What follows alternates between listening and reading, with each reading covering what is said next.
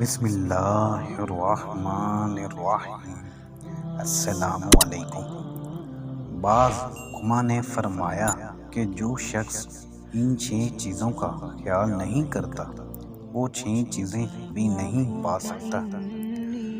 جو شخص خود اپنے سے دوسروں کو علم و فضل میں زیادہ نہیں سمجھتا وہ آدمی خود پسندی سے نجات بھی نہیں پا سکتا۔ جو شخص اللہ تعالیٰ کے پاس جانے سے نہیں ڈرتا اس کا دل حرام اور مشتبہ چیزوں سے نجات بھی نہیں پا سکتا۔